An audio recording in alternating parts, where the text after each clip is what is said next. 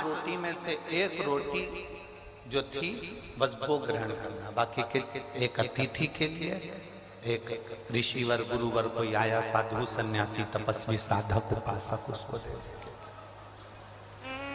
एक जीव के लिए।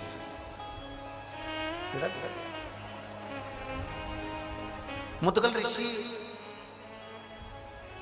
कई महीने निकल गए पर अन्न का कोई दाना नहीं मिला। अपनी भक्ति में रमे हुए हैं, भगवान का गुणगान कर रहे हैं, शिव नाम का जाप कर रहे हैं, भगवान की भक्ति में डूबे हुए हैं, भगवत नाम का स्मरण कर रहे हैं, दिन भर बैठकर भगवत चर्चा कर रहे हैं, उसके सिवाय कुछ नहीं।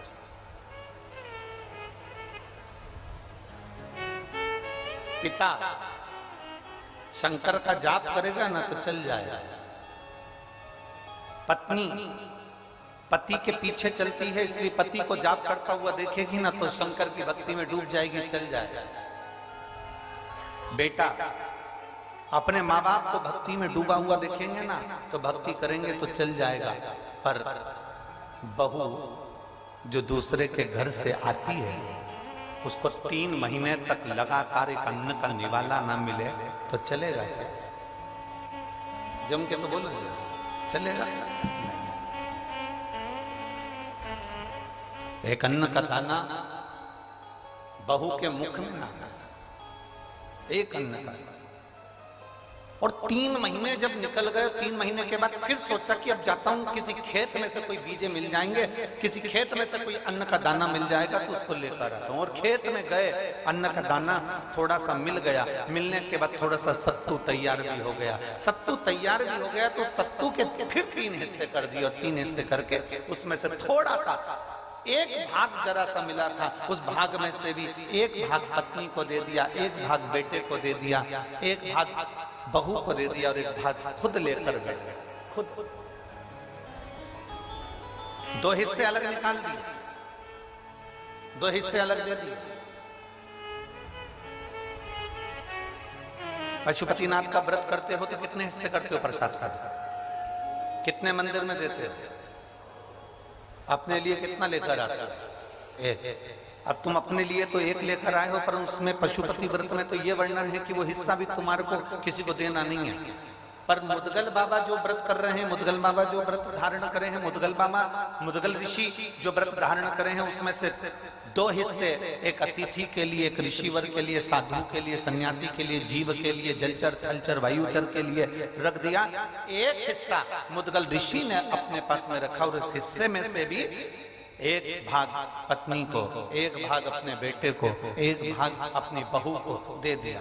और इतना इतना सब सत्तू का भाग लेकर बैठे ही थे और हाथ में जल लिया ही था और प्रसाद पाने ही वाले थे। इतनी देर में शिव तो शिव है, शंकर तो शंकर है, ओघड़ी तो ओघड़ी है। शिव दयालु तो शिव दयालु है। और मेरा भोलेनाथ का एक अंश दुर्वासा ऋषि, मेरे शिव के अंश दुर्वासा बाबा, उनके दरवाजे पर पहुंच गए।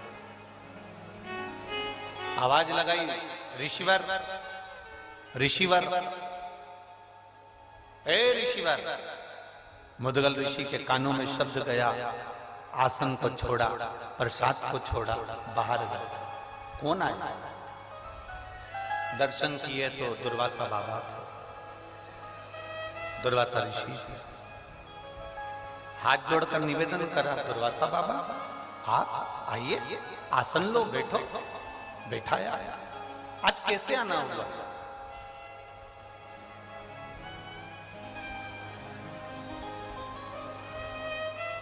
बहुत तेज भूख लग रही है, दुर्वासा ऋषि ने कहा, और पेट भरा नहीं है, भूख लग रही है, जल्दी से मुझे भोजन दे दो।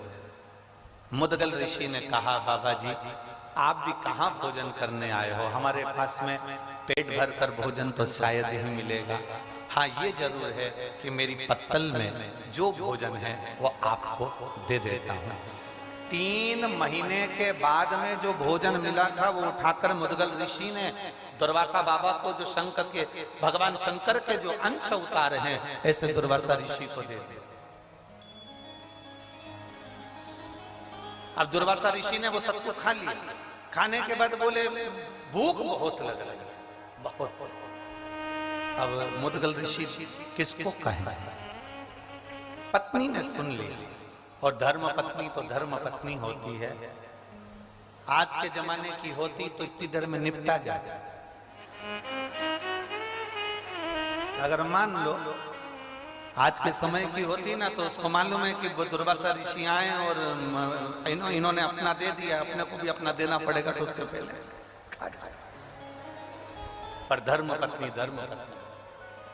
मुद्गल ऋषि की धर्म पत्नी ने तुरंत अपनी पत्तल को अपने पति के हाथ में दे दिया और पति से कहा, स्वामी ये लीजिए और ये गुरुवर को दे दीजिए, वो इस प्रसाद को पा ले।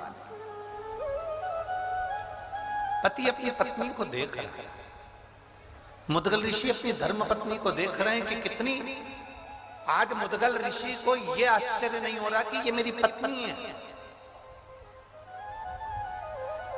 आज मुद्गल ऋषि को यह आश्चर्य नहीं हो रहा कि मेरे घर की बहू है। आज मुद्गल ऋषि को यह आश्चर्य हो रहा है कि इसके माता पिता के संस्कार कितने प्रबल होंगे जिसने इसको जन्म दिया।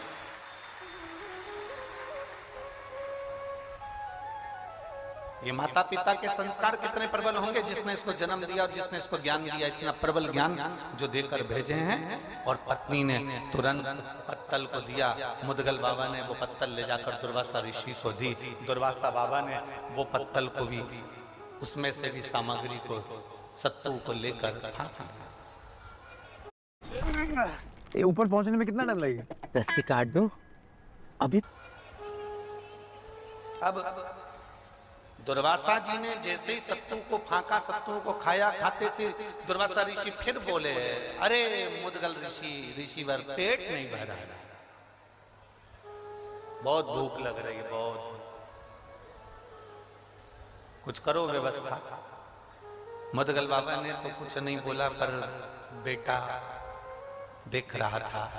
जब पिताजी ने अपना भोजन दे दिया, मां ने अपना भोजन दे दिया, तो बेटे ने भी कहा, पिताजी आप चिंता मत करो, ये पत्तल लीजिए और दुर्वासा बाबा को दे दीजिए।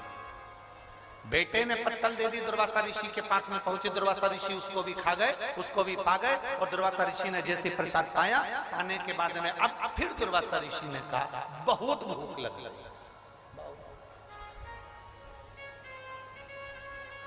बहुत भूख लगी। अब मुद्गल ऋषि ने हाथ जोड़कर कहा, गुरुवर, जो हमारे पास में था वो हमने आपको दे दिया। मेरी पत्नी के पास में जो था उसने भी आपको प्रसाद में दिया। मेरे बेटे के पास में जो था वो बेटे ने आपको दे दिया। पर मुद्गल ऋषि तो कह रहे थे और दुर्वासा जी नैनों से इशारा कर रहे थे कि बहू के पास है, अभी प्रसाद रखा। परीक्षा कैसी लेता है भोलेनाथ। हमने पहले भी कथा में कहा, दुख जब भी आता है ना, तुमको निखारने के लिए आता है। तकलीफ जब भी मिलती है ना, तुमको अच्छा बनाने के लिए मिलती है। हमने पहले कथा में कहा, एक रेस का घोड़ा रेस में खड़ा होता है, उसका मालिक उस पर बैठ जाता है। घोड़े को नहीं मालूम कि मुझे रेस में खड़ा करा है, घोड़े को नहीं मालूम कि मुझे दौड़ना है, घोड़े को नहीं मालूम कि मुझे रेस में जीतना है। बस घोड़ा खड़ा है और मालिक उस पर बैठकर कोड़े से कोड़ा मारते जाता है, पिन चुभाते जाता है, मारता है, पिन चुभाता है, मारता है, पिन चुभाता है। घोड़े को बहुत तकलीफ होती है और इतनी तकलीफ घोड़े को होती है कि घोड़ा भागता है, इतना भागता है, दुनिया ताली बजाती है इसलिए कि घोड़ा आगे निकल रहा है। पर घोड़े से पूछा जाए कि तू भाग क्यों रहा है, तो घोड़े को समझ में आता है कि मुझे कष्ट इतना मिल रहा है कि मुझे दौड़ना पड़ रहा है। वो कष्ट के कारण वो दौड़, वो कष्ट इतना दौड़ा, इतना दौड़ा, इतना दौड़ा कि आखिरी में वो घोड़ा पहले नंबर पर आ गया, रेस में जीत गया। दुनिया ने सोचा कि रेस घोड़ा जीता है, पर घोड़े से पूछो वो रेस नहीं जीता है। घोड़े को तो जो मार पड़ रही थी, जो कष्ट मिल रहा था, जो तकलीफ आ रही थी, घोड़ा उस तकलीफ को झेलकर दौड़ रहा था, अपने कष्ट के कारण दौड़ रहा था। इतना दौड़ा कि आगे निकल गया और रेस में जीत गया। उसी तरह मेरा भोले बाबा जब तुम्हें दुख देता है, तकलीफ देता है, कष्ट देता है, तो समझ लेना तुम रेस के घोड़े हो और तुम्हें आगे निकालना है, इसलिए दुख दे। तुम रेस के घोड़े हो, तुम्हें आगे निकालना है, इसलिए वो कष्ट दे रहा है। तुम रेस के घोड़े हो। क्या कि ये भोलेनाथ जी जो आए हैं, दुर्वासा ऋषि जो आए हैं, ये साधारण नहीं है। आज जो कष्ट मिल रहा है ना, पहले तो अपने भीतर एक बात उतार लो।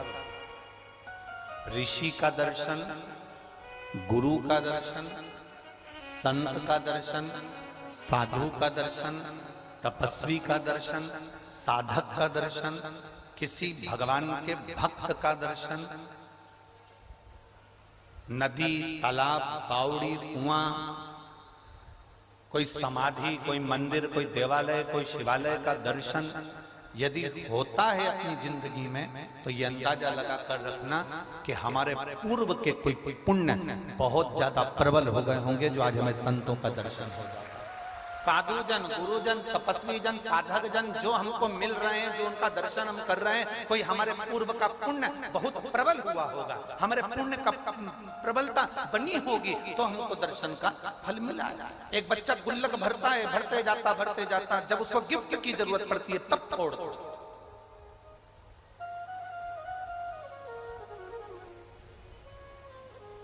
मुद्गल ऋषि देख रहे हैं, दुर्वासा जी ने देखा, भूख लगी है, ऋषिवर भूख लगी है। अब मुद्गल ऋषि बोले कि प्रभु जो हमारे पास में था दे दिया, अब हम क्या, भूख लगी।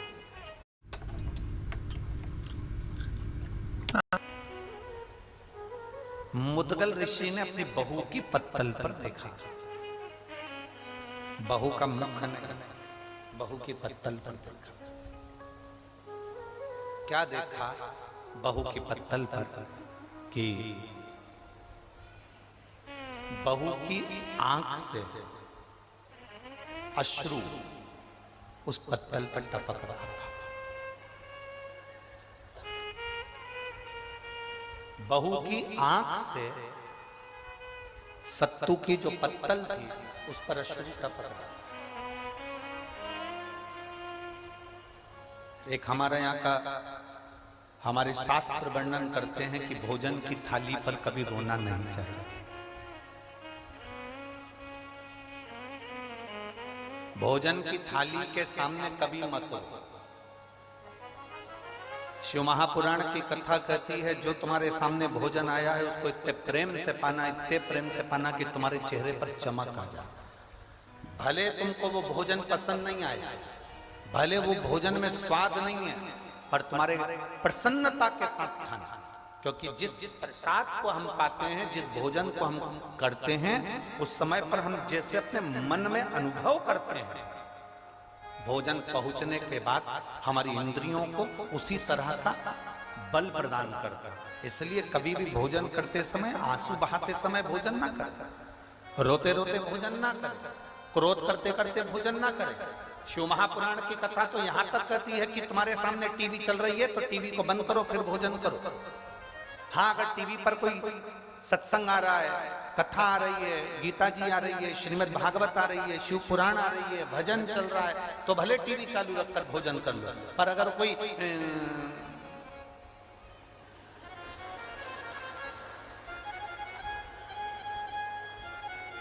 भाभी जी घर पर है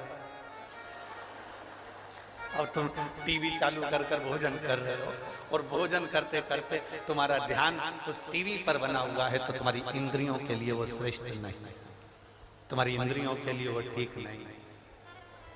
भोजन करो, रोते हुए भोजन नहीं, भोजन का बहुत बड़ा प्रमाण है, बहुत बड़ा है। मुख से आवाज नहीं आई, पर आज भोजन की थाली में अगर ये रो रही है तो इसका कारण क्या है? तब मुद्गल ऋषि ने उस अश्रु पर ध्यान लगाकर देखा तो मुद्गल ऋषि ने जाना कि वो आंसू इसलिए निकले थे कि अगर ये एक हिस्सा सत्तू का बच जाता तो इस हिस्से से मैं अपने सास ससुर और पति को खिला देती और मैं भूखी। ये जो भोजन बच जाता तो इससे मैं अपने सास ससुर को और अपने पति को खिला देती और मैं भूखी रह जाती, इसलिए वो आंखों में आंसू आ जाते। खुद के लिए नहीं, स्वयं के लिए नहीं, दूसरे के समर्पण के लिए रो रही। बहू ने हाथ में पत्तल उठाई और अपने ससुर को दे दी। पापा, पिताजी, बाबूजी, ये पत्तल दे दो दुर्वासा जी को। शंकर भगवान जब जब परीक्षा लेते हैं बड़ी विचित्र लेते हैं।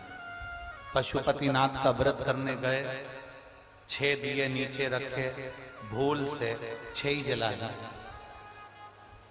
पशुपतिनाथ का व्रत करने गए, मालूम पड़ा घर में माचिस छूट गई और मंदिर में माचिस मांग कर अपने दिए को जला रहे हो, व्रत नहीं लग सकता,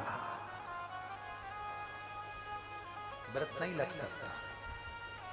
शिव महापुराण में पशुपतिनाथ के व्रत में तो यहां तक लिखा है कि अगर बेटी मायके में पशुपतिनाथ का व्रत कर रही है तो ससुराल में जिस घर में उसको दिया गया है, कन्यादान हुआ है, उस घर के अन्न से या उस घर के धन से पशुपतिनाथ का व्रत करे। मायके के अन्न और धन से पशुपति व्रत भी नहीं होगा। आप किसी के यहाँ रिश्तेदार में गए हो, शिव महापुराण की कथा में पशुपतिनाथ के व्रत का विधान बताया कि आप किसी के घर में गए हो और आपका पशुपति व्रत है, तो शिव पुराण की कथा कहती है शादी में गए, फंक्शन में गए, कहीं कार्यक्रम में गए, आप उस व्रत को मत करो, छोड़ दो, अगले व्रत को करना। पर किसी के यहाँ के अन्न से, किसी के यहाँ के सामान से पशुपति व्रत नहीं करना।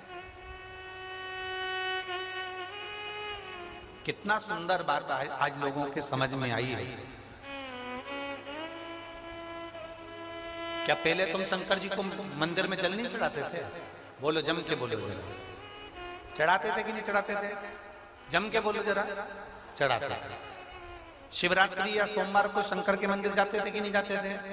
जाते थे। जल चढ़ाते थे, चढ़ाते थे। अब तुम जल चढ़ाते थे, मंदिर जाते थे, पूजन करते थे, आराधना करते थे, सब कुछ करते थे, फिर भोले बाबा क्यों नहीं सुनता था?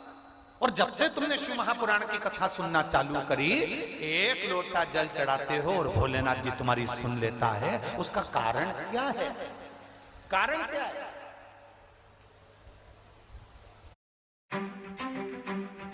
तुम्हारे 1 लोटे जल से प्रसन्न होने लगे। क्या कारण है कि शंकर भगवान तुम्हारे 1 लोटे जल से प्रसन्न होकर तुम्हें वर देने लगे? क्या कारण है कि शंकर भगवान पे चढ़ी हुई बेलपत्र खाने से औषधि होने लगी? उसका कारण क्या? कारण केवल एक है। अभी तक तुम जो जल चढ़ाते थे, मंदिर का लोटा उठाकर मंदिर का ही पानी भरकर शंकर जी को चढ़ा देते थे। अब अपना लोटा, अपना पानी अपने घर से लेकर जाते हो, अपना समर्पित करते हो, तो बाबा भी तुमको खूब प्रदान करेंगे। अपना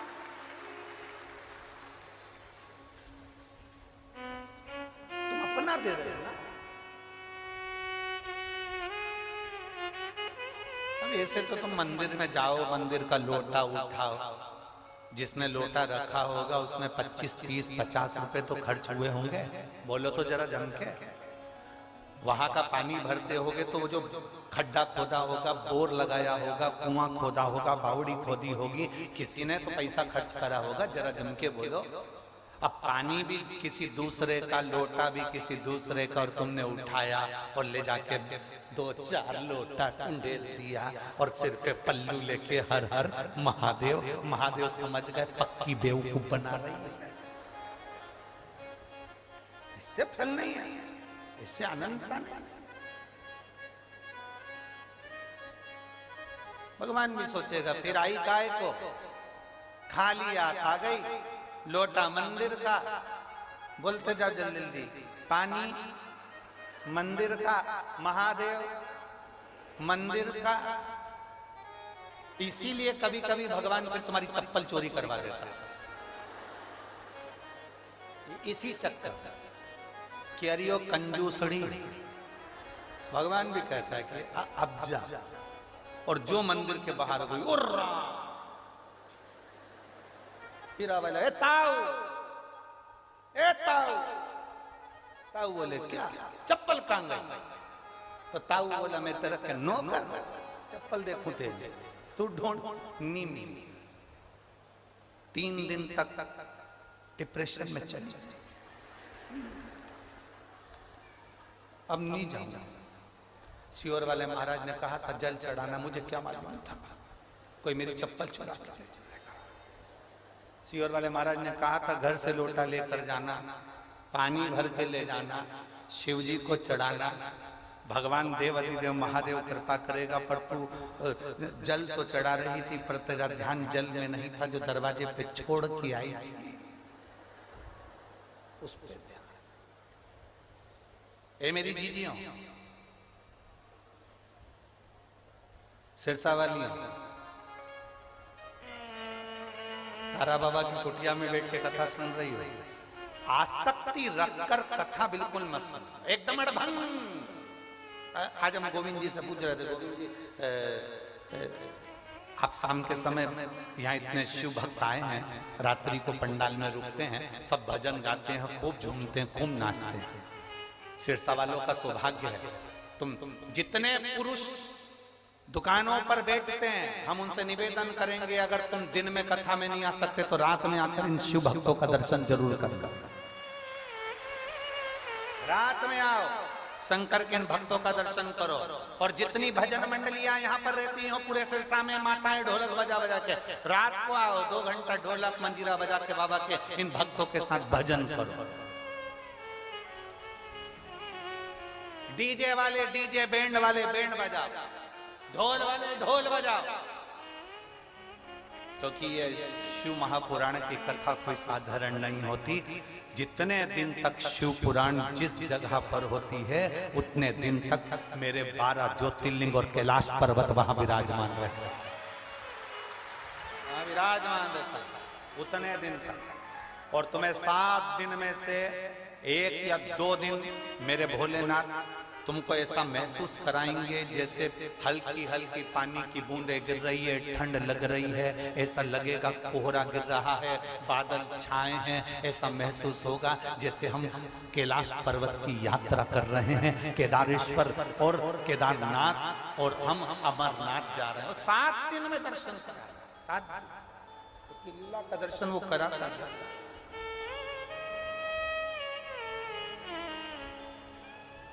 पूरे 7 दिन में 1 दिन वो अपनी लीला का दर्शन जरूर कराता। वो उसने अपनी भक्ति देना सीखी है और प्रदान करता है,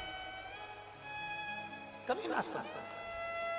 शिव सुनते हैं, आपका अपना पानी का लोटा हो, अपना हाथ में अपन जल लेकर जा रहे हैं, सारी समस्या का हल